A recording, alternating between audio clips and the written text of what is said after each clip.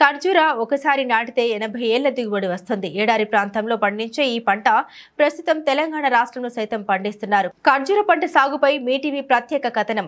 మెదక్ జిల్లా రామయ్యంపేటలో సత్యనారాయణ అనే రైతు తన 13 ఎకరాల్లో ఖర్జూర మొక్కలు నాటి సాగు చేస్తున్నారు. ఖర్జూర మొక్కలే కాకుండా 50 రకాల పళ్ళ మొక్కలు సైతం అతని తోటలో పెంచుతున్నారు. ముఖ్యంగా ఖర్జూర సాగులో డ్రిప్ సిస్టమ్ ద్వారా మల్చింగ్ సిస్టమ్ ఏర్పాటు చేసి తక్కువ నీటితో ఈ పంట సాగు చేస్తున్నారు. ప్రస్తుతం 4 ఏళ్ల క్రితం నాటిన కొన్ని మొక్కలకు ఖర్జూర గెలలు వేశాయి. ఈ ఖర్జూర మొక్కలు ఒకసారి నాటితే 80 సంవత్సరాల వరకు దిగుబడి వస్తుంది. 90% ఫీమేల్ మొక్కలు, 10% మేల్ మొక్కలు నాటి జనవరి మాసంలో ఖర్జూర మొక్కలకు పూత ప్రారంభం కాగానే మేల్ ఖర్జూర మొక్కల పువ్వుల నుండి పుప్పడి రేణువుల్ని ఫీమేల్ మొక్కల పువ్వులకు అందిస్తారు. ఆ తదుపరి ఫలదీకరణం చెంది ఖర్జూర గెలలు వేస్తాయి. ఈ ఖర్జూర సాగు చేసిన రైతు సత్యనారాయణ మాట్లాడుతూ ఇండోనేషియా నుండి తన ఖర్జూర పంటను ఇవ్వాలని అక్కడి వ్యాపారులు కోరారని, కానీ తాను ఈ ప్రాంత వాసులకే ఖర్జూరం ముందుగా అందిస్తానని, ఆ తదుపరి వ్యాపారం నిర్వహిస్తామని అన్నారు. కేజీ దుబాయ్లో పండిన తర్వాత ఇది మెడ్జోల్ వెరైటీ. ఇది ఫస్ట్ మా దగ్గర ఒక 4-5 ప్లాంట్స్ ఉన్నాయి అన్నమాట. 3000 rupees per KG. 3000 rupees per KG.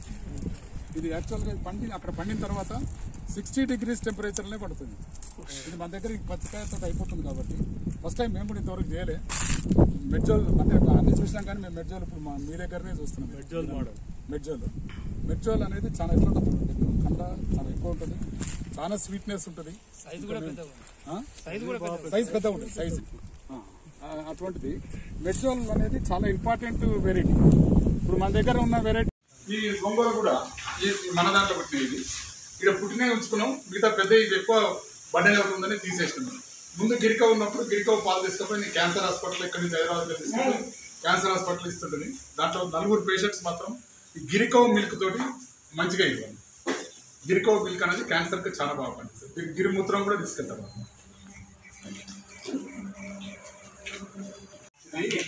కవు hug అంటారు. కవు హగ్ అంటే హార్ట్ ఏది లేకుండా హార్ట్ మారిపోతుంది. కవు హగ్ అంటారు. యూఎస్ లో బాగా చేస్తారు.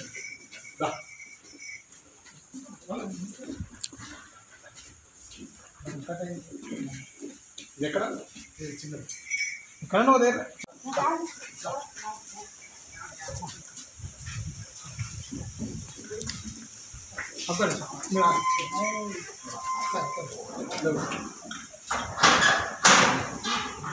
మనకు దుబాయ్లో వాళ్ళకు కాస్ట్లీ కోసం దీన్ని ఫ్రెష్ డేట్స్ కింద ఉంచారు.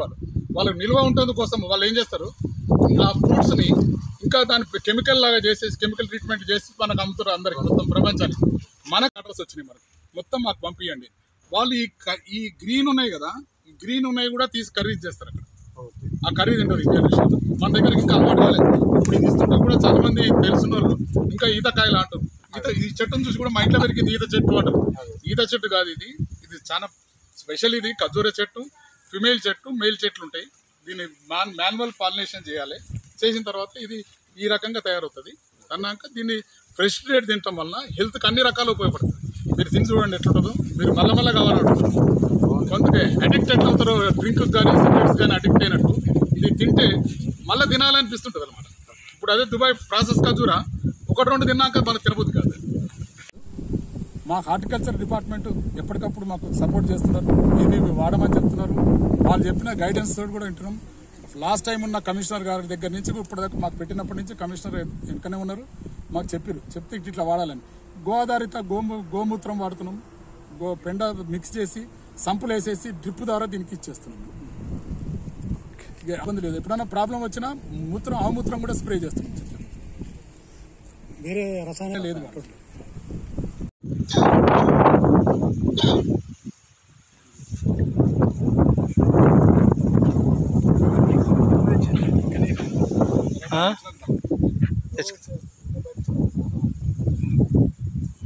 విజువల్స్ అయిపోయినాయా? ఖర్జూర జనరల్గా ఖర్జూర పంట అనగానే దుబాయ్లో అక్కడ పండుతాయి, ఇక్కడ రావు అనుకుంటారు. ఇండియాలో కూడా ఖర్జూర పంట పండుతున్నది. ఫస్ట్ 10 years 15 years బ్యాక్ నుంచే గుజరాత్లో స్టార్ట్ అయింది. మేము గుజరాత్ కాయలు అప్పుడప్పుడు మన హైదరాబాద్ మార్కెట్కి వస్తే తింటుంటే ఈతకాయలాగా అనుకుంటుండే, బొగరుంటుంది. తర్వాత అది లాస్ట్ 10 yearsకి వచ్చే వరకు మనకు అనంతపూర్లో వేసారు. అనంతపూర్లో స్వీట్నెస్ బాగా స్వీట్ వచ్చింది. మనకు తెలంగాణలో స్టార్ట్ అయిన తర్వాత 5-6 years నుంచి 7 years నుంచి స్టార్ట్ అయింది. ఇక్కడ స్టార్ట్ అయిన తర్వాత ఇక్కడ మన దగ్గర కూడా పంట వస్తున్నది, బ్రహ్మాండమైన పంట వస్తుంది. టేస్ట్ కూడా అనంతపూర్ టేస్ట్ని బీట్ చేస్తుంది. ఉన్న వెరైటీలలో వర్హీ వెరైటీ, ఎలైట్ వెరైటీ, మెడ్జాల్ వెరైటీ అన్ని ఉన్నప్పటికీ బర్హి అనేది బాగా సూటబుల్ ఫర్ ఇండియా వెదర్కి. మన రామాయపేట వెదర్ కానీ తెలంగాణ వెదర్ కానీ బ్రహ్మాండంగా సూట్ అయింది. ఈ వెదర్ తోటి మనము ఈ చెట్లు 2018లో నేను ఆగస్టులో తెచ్చిన. నేను ఆగస్టులో నిజాముద్దీన్ అని కోయంబత్తూరు దగ్గర ఉంటాడు. ఆయన ఇచ్చిన దగ్గర ఆయన చెట్లను మేము 280 ప్లాంట్స్ తెచ్చినాం. ఫస్ట్ 280 ప్లాంట్స్ తెస్తే అందుకెళ్ళి ఒక 40 ప్లాంట్స్ చనిపోయినాయి. తర్వాత మంచిగా ఉన్నాయి. మాకు తోటి రైతు రామరెడ్డి జనగాంలో నాకన్నా కొద్దిగా ముందేసిండు. ఆయనది కూడా మేము ఇద్దరం కోఆర్డినేట్ చేసుకుంటా మేము చేస్తున్నాము. చేసినప్పుడు ఏమేమి లోపాలు ఉన్నాయి ఇది ఎవరికి తెలియదు. ఎవరిని అడిగినా మేము చెప్పలేకపోతున్నారు. ఎట్లుంది పంట, ఏం చేయాలి, ఏంటిది అనేది మేమిద్దరమే డిస్కస్ చేసుకుంటుంటే. తర్వాత మాకు గార్డెన్గా ఆయన ఉంటుండే నిజాముద్దీన్. అయితే అంతకన్నా ముందున్న ఫార్మర్ సుధీర్ నాయుడు ఆయన గైడెన్స్ తోటి ఫస్ట్ రామరెడ్డి దగ్గర మేము కూడా అట్లనే ఇచ్చినాం. దాంతో మేము స్టార్ట్ చేయాలి. 2018 ఆగస్టులో స్టార్ట్ చేస్తే ఇది 4.5 years లాస్ట్ ఇయర్ కొద్దిగా వచ్చింది. లాస్ట్ ఇయర్ వచ్చినప్పుడు స్వీట్ వచ్చింది. అంతకన్నా ముందు నేను రామరెడ్డి ఫామ్లో చూస్తే ఆయన దగ్గర కూడా స్వీట్ ఉంది, ఇది మనకు సెట్ అవుతుంది అనుకుని ఈ సెట్ అవుతుంది. ఫస్ట్ 280 పెట్టినప్పుడు నేను ఏమో చూద్దాం, ట్రై చేద్దాం అనుకున్నప్పుడు మంచిగా అయింది. స్వీట్ వచ్చింది. ఈసారి వచ్చేవరకల్లా లాస్ట్ ఇయర్ స్వీట్ మా దగ్గర వచ్చింది, రామరెడ్డి దగ్గర కూడా స్వీట్ వచ్చింది. ఈ తెలంగాణకు సెట్ అవుతున్నది మనకు అని చెప్పి మేము మళ్ళీ 700 ప్లాంట్స్ వేసినాం. ఇవంతా 1 year బ్యాక్ వేసిన ప్లాంట్స్ ఈ 2 years గ్రోత్ వచ్చినట్టు మేము దగ్గర నుండి చేస్తాం. వల్ల 4x4 పిట్ తోపి దాన్ని చేస్తాం తోటి మాకు చాలా బాగా గ్రోత్ వచ్చేసింది. నెక్స్ట్ ఇయర్ కూడా దీంట్లో ఒక 10% క్రాప్ కూడా వస్తుంది ఖచ్చితంగా. ఇదంతా మేము టోటల్ బర్హి చేసినాం. ఇలా ఎలైట్ కానీ వేరేది ఏమీ లేదు. ప్రతి 10% ప్లాంట్స్ మేల్ ఉంటాయి, 90% ఫిమేల్ ఉంటాయి. ఈ ప్లాంట్స్ ఏంటంటే కష్టం, ఫస్ట్ ఆఫ్ ఆల్ ఫైనాన్షియల్ కష్టం. ఇది 4,000 to 5,000 rupees ఖర్చు అవుతుంది. మళ్ళీ మెయింటెనెన్స్ చేస్తాము అంతా కలిపి 5,000 ఈజీగా అవుతుంది. 10,000 ఖచ్చితంగా అవుతుంది. ఎవరు కాదన్నా సొంతంగా చేసుకున్నా ఖర్చు లెక్కేయాలి కాబట్టి 10,000 ప్లాంట్ వేసి రైతు పెట్టాలంటే కష్టమైన పని. అందుకోసం నేను వచ్చిన కాడి నుంచి చెప్తున్నా ప్రభుత్వానికి, దీనికి సబ్సిడీ ఇస్తే తప్పమే ఈ రైతులు చేయలేరు. ఇది ఇక దీంట్లో కష్టమైందంటే ఫస్ట్ నుంచి ఇది పాలినేషన్, ఇది మగ పువ్వు జనవరిలో వస్తుంది, ఫిమేల్ ఫిబ్రవరిలో వస్తుంది. మేల్ వచ్చినప్పుడు మేల్ ఫ్లవర్ తీయాలి, పిప్పుడు చేయాలి. అప్పటిది కంటిన్యూ ఒకవేళ ఫ్లవర్ వస్తే దాన్ని మాన్యువల్ పాలినేషన్ చేయాలి. ఇది మార్నింగ్ టైంలో చేయాలి, గాలి వస్తే ఎగిరిపోతుంది కాబట్టి ఎర్లీ మార్నింగ్ టైం చేయాలి. పాలినేషన్ ఇది కష్టమైన పని. ఈ పాలినేషన్ అయిన తర్వాత ఫస్ట్ వాళ్ళని చూసి మేము మద్రాసుకి వెళ్ళి పిలిపించి పాలినేషన్ చేయించుకున్నాం. తర్వాత మాకు అలవాటు చేసుకుని పాలినేషన్ తర్వాత జూన్ జూలైలో హార్వెస్టింగ్ వస్తుంది. Harvesting also most important. దీంట్లో 2 ఇంపార్టెంట్ ఉన్నాయి. చెట్లను పెంచేది ఒక రకము, చెట్లను పెంచిన తర్వాత పాలినేషన్ ఒకటి, హార్వెస్టింగ్ ఒకటి. ఏదో కాయ కోయంగానే మొత్తం కాయ కట్ చేసేస్తే నడవదు. దాంట్లోకి ఏదైతే పక్వానికి వచ్చిందో అది చూసుకుంటా రైతు కరెక్ట్గా ఉండి చూసి దాన్ని చేంజ్ చేస్తే దానికి ఇంట్రెస్ట్ ఉండాలి సబ్జెక్ట్. దాన్ని కరెక్ట్గా కస్టమర్కి ఇస్తే తిన్నాక తేనెను మించినది కాయ. అది తేనె కూడా సరిపోదు, అంత అద్భుతంగా ఉంటుంది కాయ. ఈ ఖజూర పని తిన్న తర్వాత దుబాయ్ ఖజూరలో ఎవరు తినరు. ప్రాసెస్ ఖజూర 2 ఖజూరలు తింటే చాలు, కిలో కూడా తినగలుగుతారు. ఇది డెఫినెట్గా బీపీని అయితే 100% కంట్రోల్ చేస్తుంది. నా స్వయంగా నేనే వాడినా. ఇప్పుడు మేము ఇద్దరం ఉన్నాం. ఆయనకు స్ట్రోక్ వచ్చింది, నాకు స్ట్రోక్ వచ్చింది, నాకు బ్రెయిన్ హ్యామరేజ్ అయింది. చెట్లతోటి హ్యాపీ. ఈ చెట్లు ఇది క్రాప్, దీని లైఫ్ ఏంటిదంటే 80 years లైఫ్ అని డిసైడ్ అయింది. 80 years ఆల్రెడీ దుబాయ్లో ఉంటుంది. దాన్ని బట్టి మనం 20 ఏళ్ళ దాకా వస్తుంది. దీన్ని నెక్స్ట్ పెరుగుతున్న కొద్దిగా ఇప్పుడు మన దగ్గర చిన్న చెట్లు ఉన్నాయి. ఇప్పుడు మన దగ్గర పెట్టిన చెట్లలో 30 feet 40 feet చెట్లు కూడా వచ్చినాయి వేరే తోటలలో మనకి ఇండియాలోనే. ఇంత పెరిగినా దాని రకరకాల కోసే మార్గాలు అన్ని వేరు ఉన్నాయి. కాకపోతే 8 years పంట వస్తుంది. ఇది మార్కెట్ ఎట్లా అని అడుగుతారు. మార్కెట్ చాలా కష్టమైన పని. ఇప్పుడైతే మాకు ఇండోనేషియా నుంచి కూడా ఆర్డర్స్ వస్తున్నాయి, అన్ని తీసుకుంటాం, రెడీ ఉన్నారు. కానీ మన ఇండియాలోనే మన తెలంగాణలో తినిపియాలి, మనమే అమ్మాలనే ఉద్దేశం. ఆయనకు కూడా రామరెడ్డి కూడా అట్లా ఉంది, మాకు కూడా అట్లా ఉంది. మేము బయట ఆయనకు లాస్ట్ 2 months నుంచి అడుగుతున్నారు ఇండోనేషియాకి ఆర్డర్స్ చేయమని. ఆయన మేము ఇయ్యము, ఇక్కడ లోకల్గా తినిపియాలి, లోకల్ అమ్మాలనే ఉద్దేశంతో లోకల్గా మనందరికి తినిపియాలి. ఫస్ట్ ఇప్పుడు ఈ రోజు నుంచే మేము స్టార్ట్ చేసి అందరికి కూడా ఇక్కడ మన లోకల్ ఇక్కడ మాకున్న ప్రజలకు తినిపించుకుంటా అలవాటు చేసుకుంటా దీన్ని మార్కెటింగ్ చేద్దామని ఉద్దేశం. నెటిగొండ గ్రామము, జనగామ జిల్లా. నేను ఒక 200 మొక్కలు ఖర్జూర పెట్టాను, బర్హి రకం. నేను 2019 మార్చిలో 200 మొక్క పెట్టడం జరిగింది. నాకు పోయిన సంవత్సరమే కొంత క్రాప్ వచ్చింది. పోయిన సంవత్సరం అంటే ఒక 40% అట్లా వచ్చింది.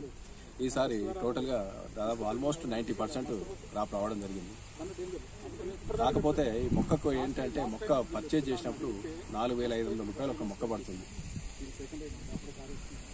ఇక మళ్ళీ మెయింటెనెన్స్ కూడా ప్రతి సంవత్సరం మెయింటెనెన్స్ ఒక 78,000 రూపాయలు ప్రతి సంవత్సరం మెయింటెనెన్స్ అవుతుంది.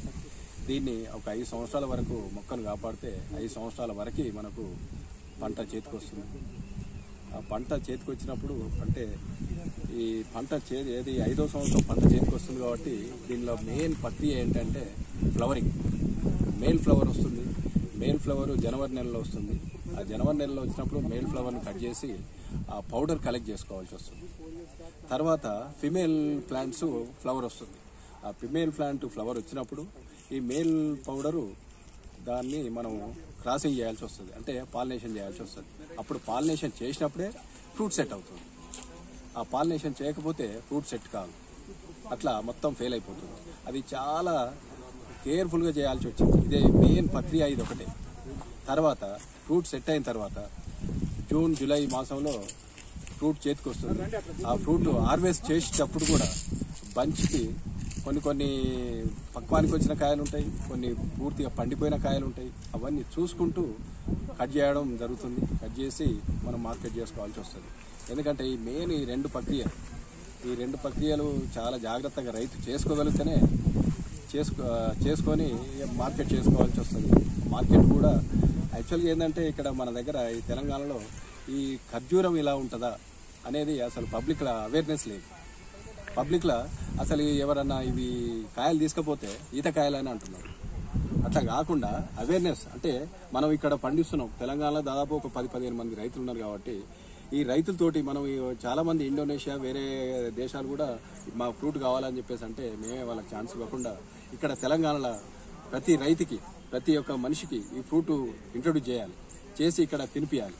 ఏంటంటే ఈ ఫ్రూట్ మంచి హెల్త్కు చాలా ఉపయోగపడుతుంది కాబట్టి ఇక్కడనే దీన్ని ఇంట్రొడ్యూస్ చేసి ఈయన్నే మార్కెట్ చేసి ఈయన్నే సేల్ చేద్దామనే ఆలోచనతోటి మేము ముందు 10-15 మంది రైతులు ముందుకు పోవడం జరుగుతుంది. ఇది ఏంటంటే ఇది ఎడారిలో పెరిగే మొక్క. దీనికి ఎరువుతోటి అవసరం లేదు. ఖాళీ నీరు మెయిన్ నీరు ఒకటి ఉండాలి. ఏమిచ్చినా షీప్ లిటర్, ఇది మన కోడెరువు, గొర్రెరువు, పశువుల ఎరువు, ఈ ఎరువుతోటే ఇది పంట పండిపోతుంది. No DAP, no urea, no complex. Only water ఎప్పుడు వర్షాకాలంలో వాటర్ అవసరం లేదు.